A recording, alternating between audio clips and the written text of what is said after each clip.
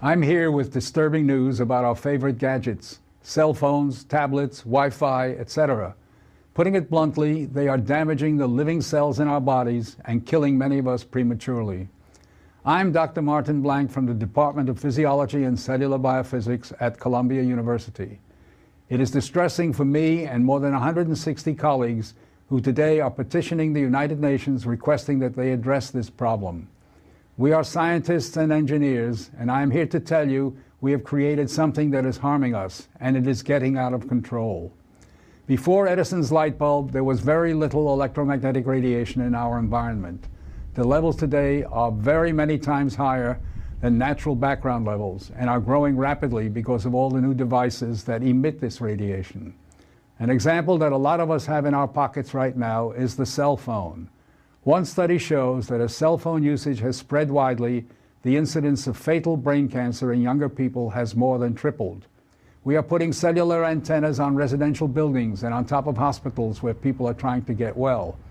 Wireless utility meters and cell towers are blanketing our neighborhoods with radiation.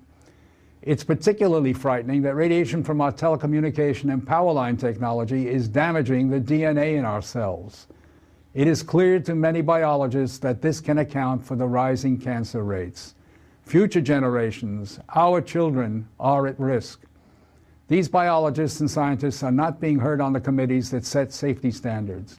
The biological facts are being ignored, and as a result, the safety limits are much too high. They are not protective. More protection will probably result from full disclosure of possible conflicts of interest between regulators and industry. Rising exposure to electromagnetic radiation is a global problem.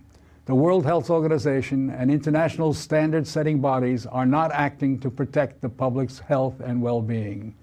International exposure guidelines for electromagnetic fields must be strengthened to reflect the reality of their impact on our bodies, and in particular, on our DNA.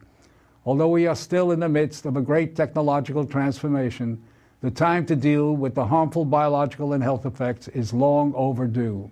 We are really all part of a large biological experiment without our informed consent.